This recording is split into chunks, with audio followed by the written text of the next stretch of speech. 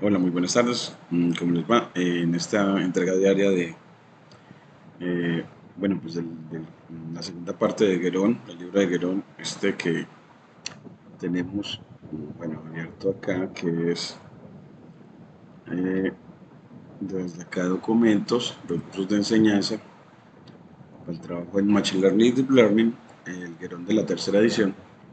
Nosotros estamos leyendo, ahora vamos a leer la página 506-507,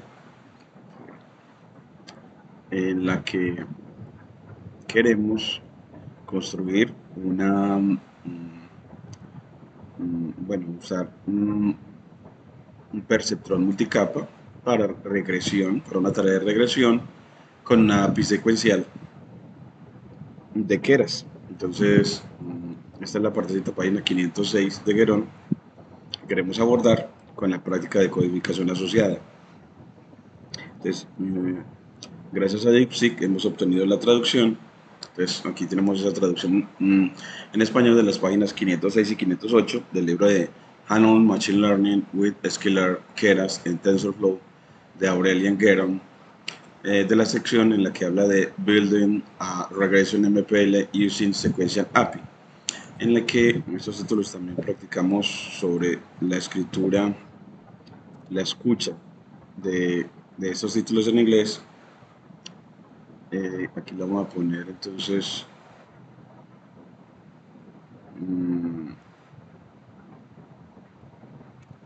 a través de Google Translate y escuchar Building a regression MLP using the sequential API.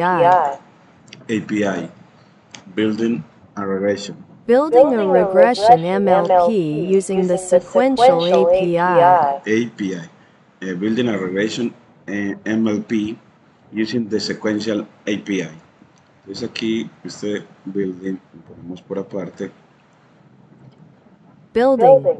Building, building, building, que es de construcción. Building. Y que como sustantivo es estructura. Bueno, entonces después de esta parte, empecemos a esta parte de démosle manos a la obra, a esta construcción de una MPL de regresión. Aquí le vamos a poner control enter y vamos un poquito construyendo una MPL de regresión usando una API secuencial. Volvemos entonces al problema de vivienda en California, California Housing, y abordaremos usando el mismo MLP Multilayer Perceptron que antes, con 3 capas ocultas de 50 neurones cada una, pero esta vez construyéndolas con Keras. Entonces vamos a usar esa API secuencial para construir, entrenar y utilizar una MLP de regresión. Pues él me dice que es muy similar a lo que hicimos en clasificación. Las principales diferencias en el siguiente ejemplo son que tenemos una capa de salida que tiene una sola neurona, ya que solo predicimos un valor, el precio de vivienda, y no usan la función de activación. Tenemos entonces la función de pérdida, que es el error cuadrático medio, o Mean Square Error, MSE, y la métrica Root Mean Square Error, y el optimizador usamos Adams, igual que MLP Regresor de Scalar. Y además, en este ejemplo no necesitamos una capa flatten de aplanar, sino que usamos una capa de normalización como primera capa y hacemos lo mismo que Standard Scalar en Scalar. Recuerden que Standard Scalar lo que hizo fue aplicar escalamiento de atributos, en este caso escalamiento de los píxeles, los píxeles no, escalamientos de los atributos predictores en el housing de vivienda, como por ejemplo la edad o la antigüedad de las casas, que es uno de los atributos, y escalarlo con Standard Scalar. Lo que hace es restarle a ese atributo, a todos los valores del atributo, la media del atributo y dividir por la desviación estándar para que el nuevo atributo normalizado tenga media cero y desviación estándar 1, pero debe ajustarse a los datos de entrenamiento con su método adapt antes de llamar a fit, antes de llamar al entrenamiento. Este Keras tiene otras capas de preprocesamiento que se cubrirán en el capítulo 13. Entonces adapt va a necesitar calcular la media y la desviación estándar en el conjunto de entrenamiento. Entonces ahora sí, aquí ya en el código, vamos a ver el código ejemplo. Y aquí tienes pues el código que especificas para obtener los datos. Vamos a poner obtener los datos con sklearn del dataset Housing California y dividirlos en predictores X y etiquetas y luego separarlos en un conjunto de entrenamiento, luego uno de validación y uno de prueba. Para el ejemplo del MPL secuencial con Keras que tradujimos anteriormente, bueno, obtenemos los datos California Housing así. De sklearn.dataset importamos la función fetch California Housing. Es una función fetch California Housing, esa es la función del módulo dataset de sklearn que me permite obtener el housing de California. Luego de model selection a trained split para división en entrenamiento y testeo. Entonces aquí esas son las dos que lo que vamos a obtener de sklearn. Luego cargamos los datos, bueno, instanciamos la función. Aquí creo la variable housing llamando la función sin atributos fetch California Housing. Entonces así cargas el dataset. Pues de esta forma, bueno, para cargarlo, dividimos y él para cargarlo lo hace muy rápido. Y después de que lo carga, pues uno a veces quisiera ver cómo se nos da, con qué estructura nos lo da. Entonces aquí le decimos con type, nos da a housing y le damos shift enter y nos dice que nos entrega ese dataset con estructura sklearn utils bunch, una estructura bunch que es una estructura parecida a un diccionario. Entonces la estructura bunch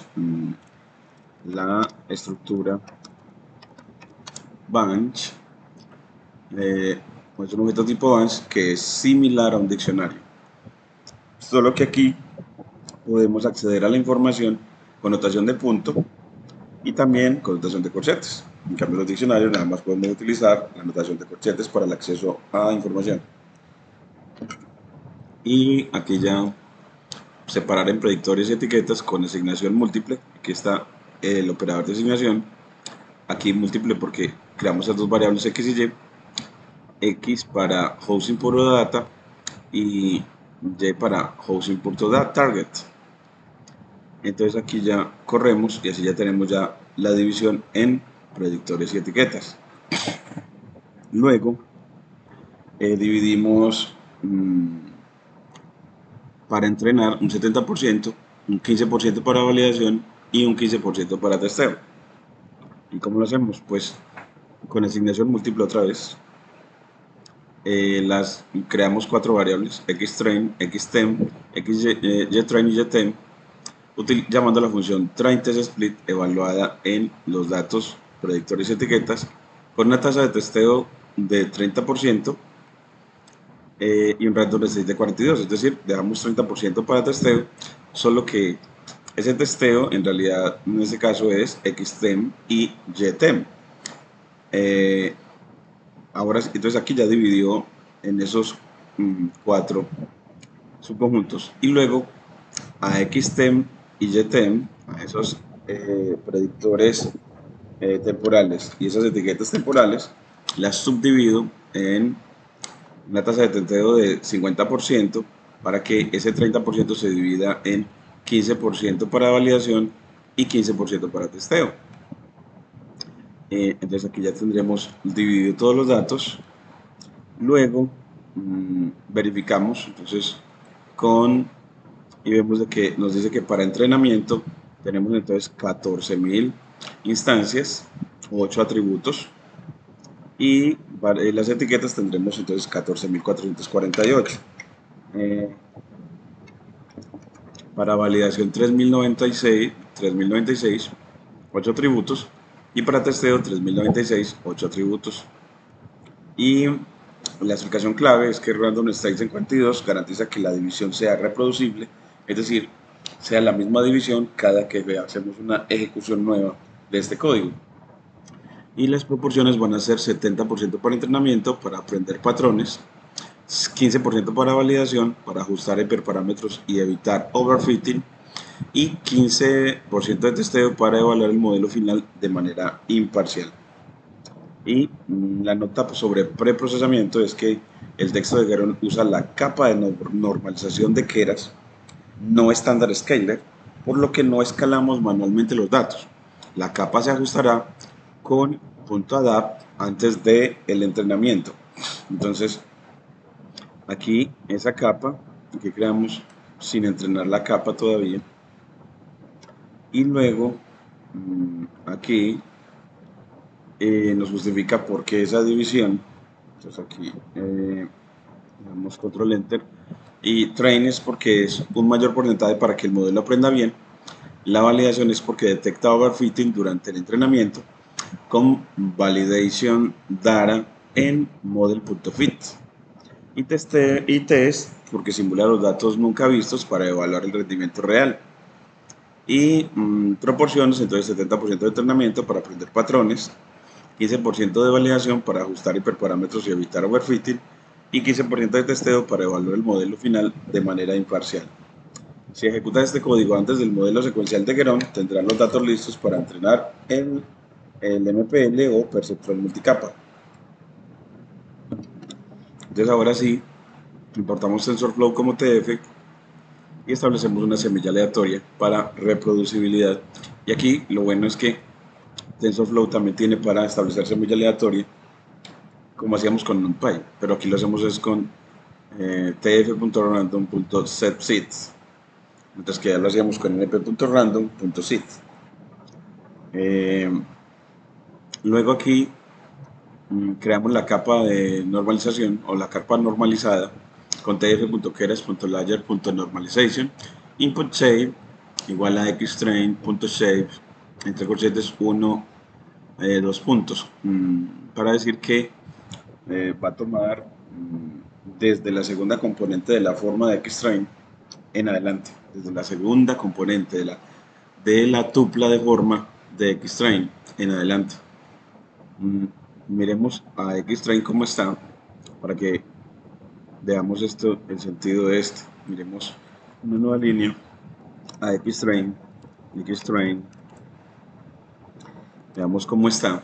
Miren aquí el arreglo de entrenamiento, un arreglo de NumPy, y cuando le aplicamos .shape,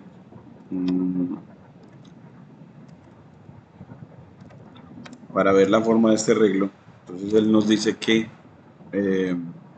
es de 14.448. Entonces él nada más va a tomar de 8 en adelante, o sea, el 8 nomás, si le pongo corchetes, desde 1 hasta el final. Verifica que la forma de entrada sea correcta, entonces me da el 8 nomás, una tupla que tiene nada más al 8, es decir, nada más necesito el número de atributos, que va a normalizar, no necesitamos el número de instancias. Entonces aquí es ese input shape o forma de la entrada, nada más necesita es el número de atributos de entrada. Y ahora, después de que él hace esta capa de normalización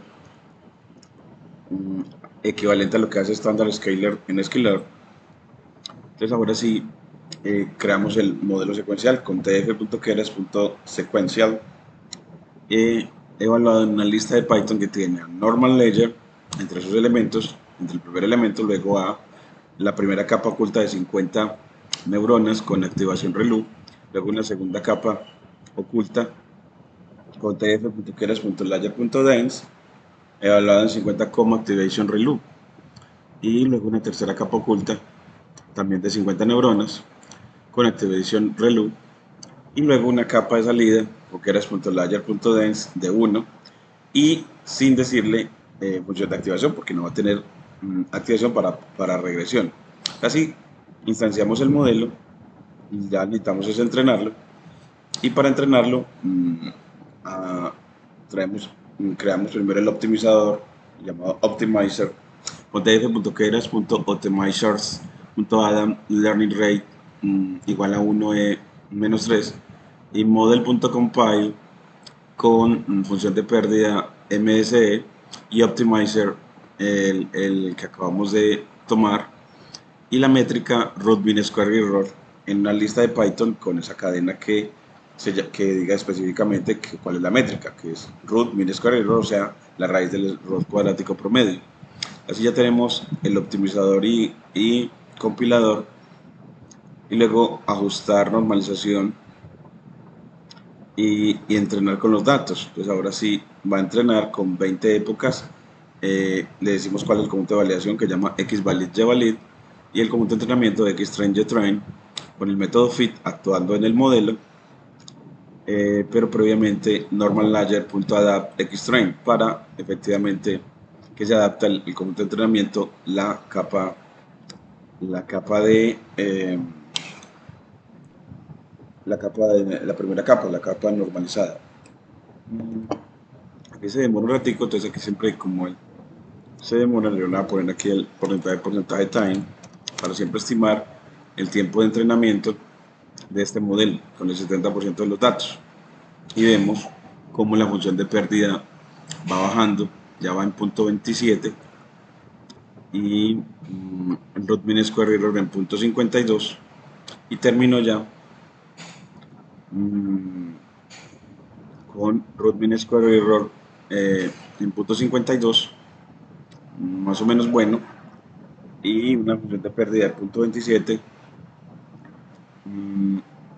y ahora evaluamos y predecimos. Entonces con evaluate en el conjunto de testeo creamos un xnew con ese conjunto xtest hasta aquí decimos que hasta 3. Simplemente el conjunto de testeos solamente las 3 primeras instancias. Esas de aquí nos está tomando las 3 o 2 primeras instancias, creo que las 2 o 3 primeras instancias. Y luego predice, entonces aquí predice, bueno, pero no vamos a la predicción, entonces le ponemos y red y él nos da, mire que son las 3 primeras, entonces nos dio 3 predicciones de precio. Y ya si uno quiere saber cuáles eran los reales, como eran, lo puede comparar con YTEST. YTEST hasta 3, nada más hasta 3, aquí nos lo sugiere él, comparar las predicciones. Y mire que él aquí nos dice, bueno, pues él predijo .79 para la primera y era 1, para la segunda 1.11 y era 1.18, bueno, cercano, y para la tercera 3.33 y aquí nos dio, la real era 3.76, entonces más o menos sí nos dio cierta buena predicción, me parece como una buena predicción. Y nota importante, la capa de normalización aprende las medias y desviación estándar de las características al llamar a adapt. Sin embargo, en el resumen del modelo, esos parámetros aparecen como no entrenables, esas medidas de tendencia central y de variabilidad, porque no son afectadas por el descenso del gradiente. El proceso de optimización no afecta a esas medidas aprendidas, esas medidas de tendencia central. Y ahora sí. Y ahora ventajas y limitaciones de la API secuencial. Como ves, la API secuencial es clara y sencilla. No obstante, aunque los modelos secuenciales no son muy comunes, a veces es necesario construir redes con topologías más complejas y múltiples entradas o salidas. Para esos casos, Keras ofrece una API funcional que se explicará más adelante. Y aquí nos da para la traducción, hidden layer es para capas ocultas, output layer, la capa de salida, mean square error, el error cuadrático medio, root mean square error, la raíz del error cuadrático medio, Adam optimizer, el optimizador Adam, y flatten layer, la capa de aplanamiento, y normalization layer, capa de normalización, y non trainable parámetros no entrenables. trainable. Y esta traducción, aquí, control enter, conserva el tono técnico del original y adapta los conceptos para hispanohablantes, manteniendo los términos clave en inglés, entre paréntesis, cuando es relevante y necesitas alguna declaración, nos dice nos dice DeepSeek, que es a través de la que lo hicimos. Bueno, hasta ahora no le hemos pedido más cositas, hasta ahora nos ha ayudado bastante. Y vamos a ya en el próximo video hacer la práctica de codificación, pues aquí le pongo una línea más, que siempre hacemos después de la lectura. Entonces aquí, para este aprendizaje en redes neuronales de la segunda parte de Guerón, estamos todavía en el capítulo 10, página 506 de la tercera edición. Esta es la práctica de codificación. La hacemos en el próximo video asociada a esta lectura. Entonces aquí él ya nos tiene un diseño dado con DeepSeek para esa práctica y la presentaremos entonces en este próximo video, en el que prepararemos datos con normalización, construcción y entrenamiento del modelo secuencial, luego evaluar y ajustar hiperparámetros y luego analizar resultados. Entonces aquí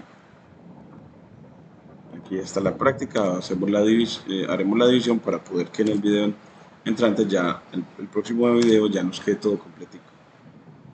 Muchas gracias.